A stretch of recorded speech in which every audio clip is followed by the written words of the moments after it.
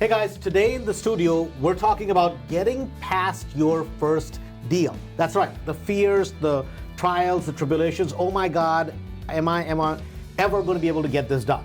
Well, today we have Doug Jensen in the studio, and I think this is going to be a fun conversation because he's hot off the presses, getting his first deal under his belt. So, Doug, welcome. Thank you. So before we get started, Doug, and we kind of really start grilling you on your first deal, we'll see how well you know your math. Why real estate? I mean, what do you do full time? What does your wife do? Why real estate? So real estate was something we came to last summer. We had discussed this for several years, and we're both busy professionals. I'm a software executive. She works in telemedicine as a health contractor. We've got busy lives, but we looked at investing in real estate as a long-term way to build cash and a way to build cash flow. As we get older and as our kids get older, we wanted to leave that legacy. Got it. So you have a pretty good job by all means, right? You're doing well in your profession, right? Your wife is doing well. So if you kind of stay on the same path, let's just say you did nothing, you would be okay. Sure. Right? Why look for something else? I mean, what was this inspiration? Where did that inspiration come from? I think we made the determination. Certainly, we have savings and our own investments and things that we do as a product of our jobs. But we looked at real estate as something that really pays us back for life. Okay. And as we save for retirement and things like that, we look at this as an income replacement. And whether my wife wants to quit early or retire early or I do as well. This seems to give us that option to do that. Got it. So when you guys looked at it, I mean, you're a numbers guy, right? When you look at in real estate, like a lot of people will run to wholesales, right? A lot of people will run to flips, right? Bigger the better kind of attitude. You guys are doing boring single family rentals, right? So of the kind of 2-3 different options, or trying to go to bigger multifamily, right? Because you guys could have done, I'm going to scale up and go. Why did you guys pick rental properties, and that too small single family type of rentals? Right. So rental makes sense to us just simply because, one, we know if we do it right, and I'm sure we'll get into the whole details of this, but if we do it right, you can come out of it with equity in the property and with cash flow. And from that perspective, scaling that up to having monthly cash flow for the rest of our lives was what was really attractive to us. Rather than going after hey, we could go in and flip this house and make $30,000, $40,000. That's a one-time thing. We want to build something that's got a little bit more of a legacy. Got it. So you guys came to Mastery, right? And did you, I mean, obviously there's a lot of online forums, there's YouTube, there's so many different vehicles, right? Sure. Did you look at a lot of different things before you kind of end up in our world? What was that like? We did. We did some research on our own, and certainly some of the things that you mentioned. There's all kinds of forums and webcasts and people out there. But we know a lot of people that we didn't realize were actually a part of Mastery, that we knew that we were getting involved with.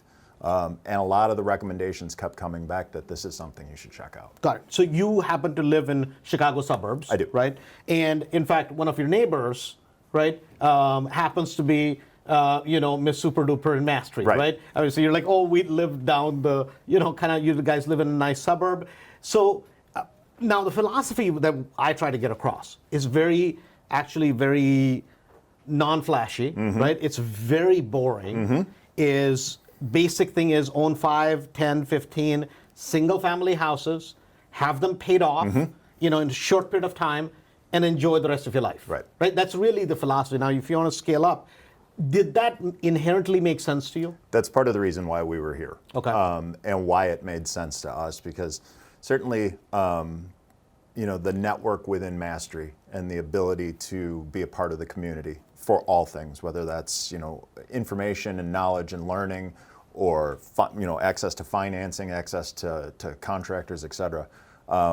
That's really great, and that's certainly something that Mastery does for us. But the philosophy had to be there too. And by nature, my wife and I are very conservative. We don't take big risks with our own money, or we're just not gamblers like that, right? So the idea of boring in a steady way, is absolutely right up our alley. Got it. So what were the fears? Because I mean, now obviously getting one deal under the belt, right? It's one thing, you come to a class, right? You see all these people doing amazing things, right? And having have that under your belt, right? Were you guys afraid of things? What were the stumbling blocks that you guys were feeling? Certainly, when we joined Mastery in October of 2020, right? So just maybe 6-8 months ago, the market was changing a little bit more. It's changed since then, right? So this is in the middle of COVID, right? Right. I mean, this is right in the middle of COVID, right? You spend good hard-earned dollars to come to this thing, right? That we couldn't come to. That you couldn't come to, right? It had to be done on Zoom, right? We couldn't meet as much, and yet you had faith that the process was going to work. We did. Okay. We did. So what were the kind of fears? What are the kind of things that you were thinking that, oh my God, this is going to be a big thing? That's a great question. And I think when we first got into it and first got our property under contract is when the fears maybe came. Right. Because it's we don't know what's next. What should we do? We've taken the classes, we've talked to everybody, and we've paid attention. But you don't really get it until you're in there and you're going, okay, now you need to work with the village. Now you need to find your contractors. Now you need to think about your financing, everything else. So those were the things that I think started becoming more apparent to us when we said, this is real. We own a house now and we need to do something with it. So let me back up a little bit, right? Did you, as far as we always talk about the process of, doing area selection, right? Always, right? A lot of people ignore that, right? That they're like, oh, I already know the area. I live in the area, or it's the area next to me.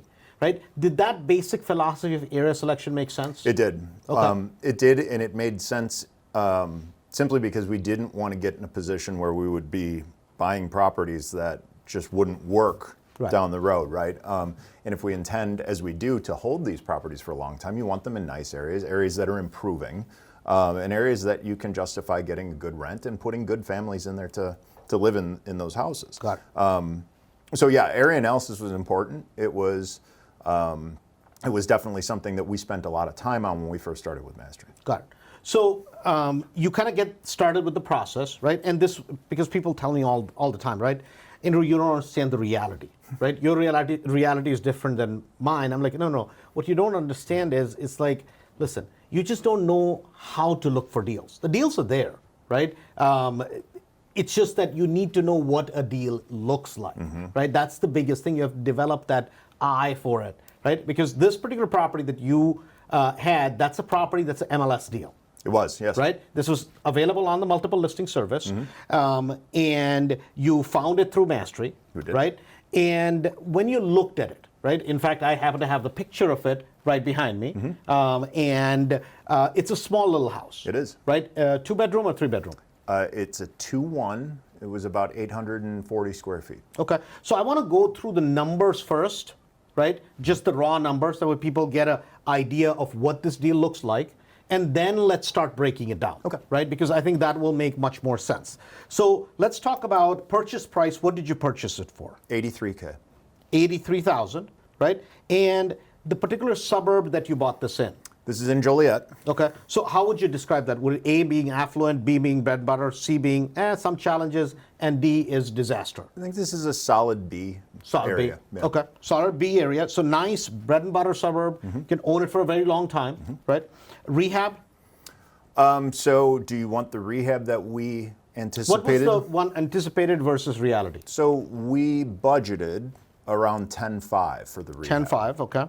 The rehab came in quite a bit more. Okay. In terms of percentage, Sure. right? In terms of dollars, it wasn't all that much, and we can talk more about that. But Yeah, I can tell you're analytical, right? The rehab was roughly around 18,000. 18,000. Okay, got it. From 10K to 18, it's almost double, right? So that makes sense. But okay, so $18,000, and we'll talk about that. So basically, 83 plus 18, you're in the deal somewhere around what? About a give or take. Yeah. $100,000 bucks, right? So ballpark about $100,000, right? Now, when you bought the property and you rehab it, right? If you're around us, we always say you have to have equity, right? It can't be, you have to buy it on 3 standards, right? You have to have equity, you have to have cash flow, and you have to have the correct DCR, debt coverage ratio, right? Generally, whenever people talk about real estate, they're like, oh my God, Andrew, I'm so excited. I bought my first deal. I'm like, listen, just because you bought a property, right? It's like, it doesn't, like if you buy, there's a difference, right? Just buying a turd is not necessarily good, right? Buying something that is a liability, right, versus an asset, there's a big difference, right? And it has to meet these 3 criteria. So did these things make sense when we talked about it? They did, and I think there were some lessons learned that we had along the way, simply because the way we ran our numbers, and we ran our numbers conservatively, as you guys teach us and as we naturally do anyway. But even some of the things we learned along the way, the deal didn't go 100% the way we thought it was going to go. Okay, perfect. So the reality happened. Absolutely. Right? Okay, good. So $100,000, you're all in the deal, right? What does it appraise out at? That's the kicker. Okay. So we were anticipating conservatively that this would ARV at 130 on the back. Okay, got it. That was your expected ARV. That was our expected. And I'll say that we decided to turn this house into a 3-1. Okay. So it had a dining room that we converted into a master bedroom. Got it. So we figured that that would increase our rent, it would increase our ARV. Should have. Should. Right. Our appraisal on our refinance came back at 110. 110. Okay, got it. We fought them, went back with comps, got it up to 120. Got it up to 120. Okay. Okay, that's because now, mind you, it's been what, 6 months? 6 months since you got this deal done. Correct. Right? December. December. Is when we bought it. But yet you realize if today you were flipping the property, right? The property would go, man, 150, 160. It should. Right? Yeah. It should. I mean, given the market conditions today. Correct. Right? And a lot of times people will look at it and go, oh my God, you know, guys, listen, the end of the day, right? Something to think about is for these guys are busy professionals. They've worked all their lives, right? They're at this point in their lives, right? They've tried to pay off your house. You've done all the things to try to basically be prudent. Right. Right? And a lot of times what people think is, oh my God, if they could have just flipped it and they would have made $30,000, $40,000, and they probably could have.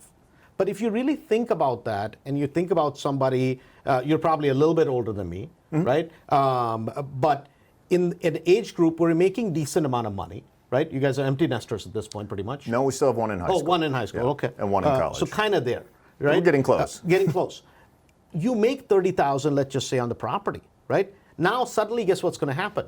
You're going to pay a heck of a bunch more taxes on that. Correct. Right? It doesn't make sense. Not that it's your profit, right? But a lot of times, just because you can flip something, it doesn't make sense if you really think about it as a bigger picture, meaning to build wealth, right? Just making money is different than building wealth. Absolutely. Right? So now you get the number up to 120, right?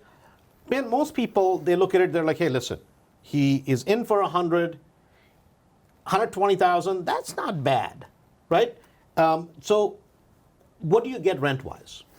So we have a renter, we have a tenant in now. Our rent is $1,550 a month. $1,550. And what is your cash flow? Our cash flow is about $830. $830 a month.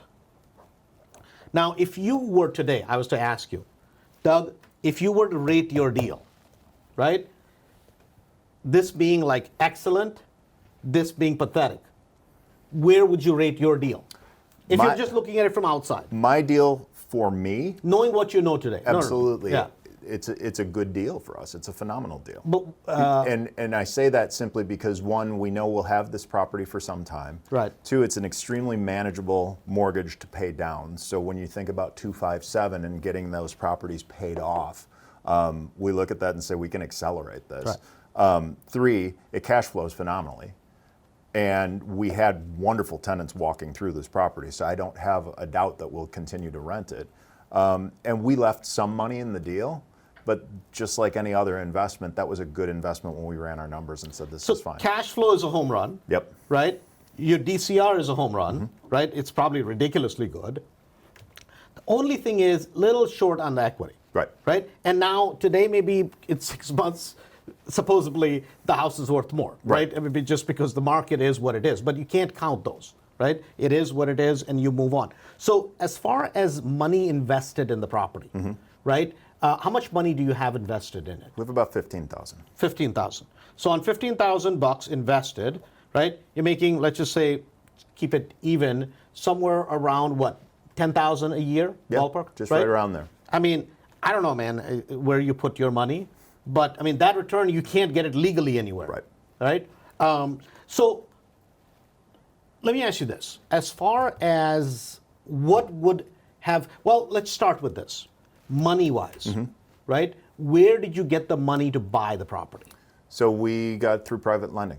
Okay. Through Mastery. So now we just got done saying that, hey, listen, you paid off your own house, right? You guys earned decent amount of money, right? You could have paid cash for the property. Right. You could have, right? How is it that people like you that are conservative go borrow other people's money rather than use the money you have? Because most of the times you're like, man, I'm paying cash for the property. Yeah. This is very anti. It was a concept at first that was foreign to me because, I was sitting, well, if you need to buy, if you want to buy a house, you need to come up with that 20-25% to put down. The reason why private money made a whole lot of sense to us is because we do want to scale. And could you, tie up your money in purchasing with cash down? Sure. But that only gets you so far. I mean, you're going to run out of money. I don't care if you've got this much or this much. You might get one house, you might get 5, but there's a ceiling. The private money side worked extremely well and was able to fund the deal and able to get us to refi in about 4 months. Got it. So you it's guys phenomenal. Buy the property with somebody else's money. There's a cost to it, obviously. Sure. Right? And you guys understood it's the cost of doing business. Absolutely. Right? Because what you're looking at is you're looking at scale. Like a lot of times people are like, oh my God, Doug, it costs you $5,000 or $6,000 to do this deal. But what they're not looking at is that because of using other people's money, you can build scale. Even if you do it couple properties a year, 2-3 properties a year, right? You can build scale where you have $2-3 million in real estate, and you can just gradually over the next 8-9 years pay it off, right? Absolutely. Literally, right? Whereas with your money, it's going to be always limited, and you have to keep running on the treadmill to make that happen. And that's why we didn't want to do that, right? Is to say we've got several properties, but we've got a lot of our own personal funds tied up in the acquisition of those properties. Correct. Certainly, we'd rather leave our money available to do something like this deal where we had to keep some in. Right. Well, okay, we were fortunate. We're okay tying that up, but to do that, to buy that straight out, it wouldn't scale. Got it. So basically, you have now looking back at it, right? I mean, the property makes $800, $830 a month, right? It's phenomenal. You have equity, right, in the property. You have phenomenal debt coverage ratio, right? Did that concept make sense that when we talk about all the time that a lot of people want to retire with real estate, right? This concept that I want to retire with real estate, but they don't understand that if your debt coverage ratios aren't right, the day you quit, nobody's going to give you a loan. Right. Right? Did that concept make sense? It did, and it makes more sense now that I've been through it, right? Okay. Like a lot of the things that we learned while going through the property and the rehab and kind of ultimately getting it on the market was really interesting is that we had heard some of those concepts, but they didn't really sink in until we were actually doing them ourselves. So here's something interesting, right? And it's always fun to pick on people like you guys, right? Because, I mean, a lot of times people watch this and they're like, oh my God, I wonder what this guy's problem is, right? These guys didn't get over their heads in debt, right? They paid off their property, right? And now he's sitting pretty, right? And this is kind of a funny thing, and you'll understand this joke. The funny thing is, guys, right? In Mastery, there's a lot of people, right, that didn't even start with the 10th of the money you guys have. Absolutely. Right? And have way more properties. Yeah. And this is not a knock guys, just understand, the beauty of real estate is if you really understand it, it's not based on how much money you have, right? In fact, having money sometimes, I know when you don't have money, you're like, oh my God, that's the secret. That's actually not the secret, right? I mean, in fact, if you say, hey, listen, give up a couple $100,000 and buy 10 years back. Yeah. would you do it? Absolutely. Right? I mean, in 1 second. Because imagine if you had started 5-6 years ago, how many properties would you have today? We don't like to think about that. Right? Yes. Yeah. And a lot of times what happens is people look at their type of situation where they're busy professionals. The biggest problem for you guys is time. It is, absolutely. Right? So what would you say to that new person, right? Today, now looking back at it, right? Because was this deal perfect? No, not at all. Okay. And that's okay. Because it's still a really good deal. Right. And I sleep at night knowing that this was a good deal. And I also look at it as it was a phenomenal learning experience. Because it's, reality is the best teacher. Right. And so, no, it's something that when I think about the next property and what we're looking to do, certainly we analyze, we use the spreadsheets and the calculators and really dig into, what's the right scenario for us. And what's right for us for a deal for us is not what's right for Andrew. It's not what's right for the next person down the road. So we've seen some properties that we said, hey, we want to go after that one. Somebody else gets it and is a great deal for them. It would have been a horrible deal for us, just based on circumstances. Right. So yeah, we're excited for the next properties. And my advice for the new folks is to really just kind of immerse yourself into it.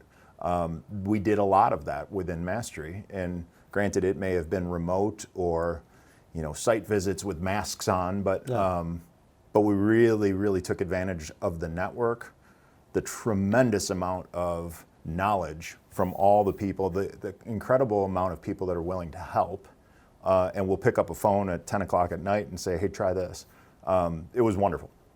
So, because this is like a lot of times what people think is that, investing in real estate is a game of chance. It's not a game of chance. No. Investing in real estate has nothing to do with chance, guys. Listen, 2 or 3% of life is something you can't control, right? Driving home, it's going to happen to anybody nobody can control. But driving at proper speed limits, driving properly, obeying the street signs, not being drunk while you drive, those are factors you can control, right? And so you don't say, oh my God, driving is risky. And investing in real estate properly, right, especially good quality rental properties, over a long period of time, you can get the risk down virtually to 2 or 3%, right? You can't control if the tenant's going to lose his job, obviously, right? There's nothing you can do, right? You can't control somebody's going to fall and slip. But given bizarre factors out, right? I mean, it's funny because this one property pays itself off in what? I mean, if you just use the cash flow and put it towards, extra payments. In 4 or 5 years. In 4 or 5 years, one property, right? And a lot of times, well, but it's only one property. Guys, listen, I don't know how many people have a property that's worth $150,000 that pays itself off in 4 or 5 years, right? I mean, you're not getting a raise of that kind of work for sure, right? No, I mean, we talk about this all the time. So you guys have friends. They probably look like you, talk like you, work like the types of jobs you guys work, right? I mean, do they understand these returns? Because with a straight face, if you told somebody you invest $15,000 and you get $10,000 back, would they even understand these numbers? Probably in not. the normal world? Yeah, I would imagine no. Right? Because they'll get a chuckle that you've lost it. Right. You drink the real estate Kool-Aid. Right. Or what's the catch? Or what's the catch, Yeah. right? There's got to be risky, Yeah. right? It's got to be an area which is challenging. It's got to be, for some reason, toilets only break at 2 a.m., right? I mean, all the negative things that people think about real estate. Now, looking at this, right, how realistic is it for you guys? Because what is a good scale for you guys? Is it 5? Is it 10? Is it something realistic that you're like, something? We went to something, we not only put money, but we put time in, and we're intelligent people, right? To who much is given, much is required, right? So what would be that number for you? Where you're saying, something, we really made good, prudent use of our resources, money, the brain God gave us. Yeah, I think from the short-term perspective, we're definitely looking at that 257. Okay. Right. So we're 6 months in, call it 6 months into Mastery now. We've got one. The challenge to us is to get those additional 4 and to scale those up in the next 18 months. In the next 18, and that's doable. It's doable. It's also it's also a little nerve-wracking too. It is. In a different kind of market that we're not used to. Right. So so that's kind of our area of focus right now. Right. But certainly we want to then try to accelerate that even further. And our number is roughly somewhere between 15 and 25. It depends on the houses. It depends on the cash flows, of course. And we know that those aren't always reasonable cash flows to expect. This is, and now in terms of the lease, did you guys sign a year lease, 2-year lease? What kind of lease? We worked with the tenant. He had actually grown up, or his mother lived kind of in the area, and so he knew the area. He really liked the house. But they are a family with 2 kids, and they're trying to buy their first house. Okay. So he asked if he could go an 18-month lease. 18-month and I said, that's fine. Okay, got it. So you guys did an 18-month lease. Got it. And as far as the criteria, right, for you guys at this point, what is the kind of the criteria you're looking at? Are you basing it on like 30 minutes of your house? How is that? It's a good question, because when we started, I think we were, we had all kinds of ideas about, well, we want the house is only within a certain radius of our home. We don't want to travel. And that may have changed a little bit. I think we need to know that a good deal is a good deal, whether it's an hour and 10 minutes away from our house or it's right down the block. Okay. So we're a lot more open to that, but we're definitely sticking in the suburbs of Chicago. Just because the city seems to be a different animal to us that we don't know much about. Sure, and the suburb gives you enough choice. Absolutely. Right? Okay. But I mean, a lot of the things, it was funny because the other day you guys were here, and I'm like, man, you could do one of the mastery classes, right? I mean, because your lingo has changed, your thought process has changed, right? Your way of analyzing deals has changed, right? Do you see that growth? Do you see that kind of the process? Because now you're like, okay, something, it's okay if it's an hour away. Yeah. We're willing to drive. We're pulling, because a lot, we hear that. People will show up and they're like, well, Andrew, where do you think I can find property? I'm like, I don't know, maybe 30 miles away. Yeah. But it's going to take me 45 minutes, 50 minutes. I'm like, well, so? If it's a good property, it's a good property. I'm like, listen, if I am willing to get up and go, and I have more than a couple properties, right? I'm like, I don't know if too many things, like 4 or 5 of these, it's $1.5 million portfolio, right? And it's some, $4,000 or $5,000 you can make on that a month. And it can be done in a relatively reasonable amount of time, right? Yep. I mean, I don't know how long it took you to get to work and back each and every day for the 40 years. And what is your net worth, right? A lot of times I think people, want this thing, oh, I want to be XYZ, but I'm willing to do it to run on somebody else's treadmill. I'm just not willing to build my own. Right. All right. Did you guys have that initially? Has that changed? Yeah, I think a little bit. Okay. Yeah, because certainly when we first started, it was no, we want to. We live in the southwest suburbs of Chicago, sure. and we were thinking, well, we just want to stay in that area. But as we started doing area analysis and started understanding where there were some places that we thought were really good potential investment areas, some of those were in areas that we didn't know very much about, or areas that perhaps we'd have to travel a little bit more. So we, I think, have expanded a little bit. The difference is now we think about areas way differently than we did 6 months ago, because we know, oh, that area has high property taxes. Right. This one doesn't. Well, this one, it does on this side, but not on this side, right? So yeah, we're constantly talking about it, but it's been a learning experience. And the cool part about it, that we were talking about this, that the cool part about it is this can be done anywhere, right? It really doesn't matter where you are, right? It can be done anywhere because that template works, right? Any places there are medium-priced houses, any place in the country, right? You can duplicate it. It's just a matter of adjusting to that particular area, to that particular market, and that's that. So hopefully what we kind of shared, because this is interesting always. A lot of times we'll get people when they've done 5, 6, 8 things, they're like, oh, Andrew, I bought another property, right? It's always interesting whenever it's something new, it's something fresh. So as you bought the property, right, you have it under contract or you get it to close. Right. Anytime you're like, am I doing the right thing? That thought came to your mind? Oh, 6 or 7 times, sure. Okay. Yeah, absolutely. There were some things that we didn't expect in the renovation. We replaced all the plumbing. Okay. This house had sat abandoned for 2 years. And when we turned on the water, which happened to be on well water, it was like a rainstorm in the house. So we didn't expect that, right? And those are little things that I think, just from how I'm wired, I worry about those kinds of things. They drive me crazy.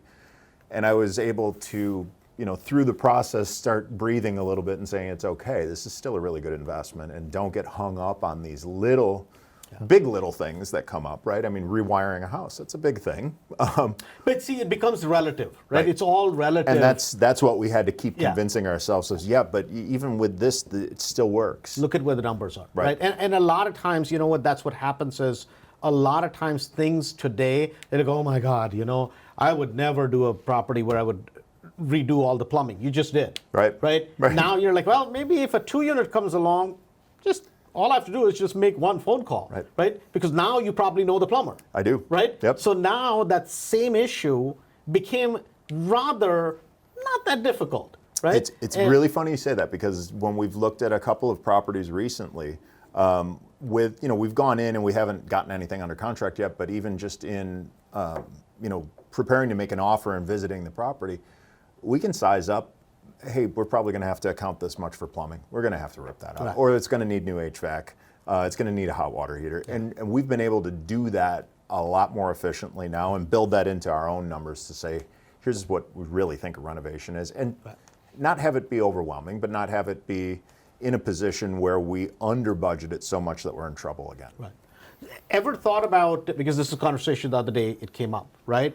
Maybe, you travel quite a bit for work. I do. Yeah. Right?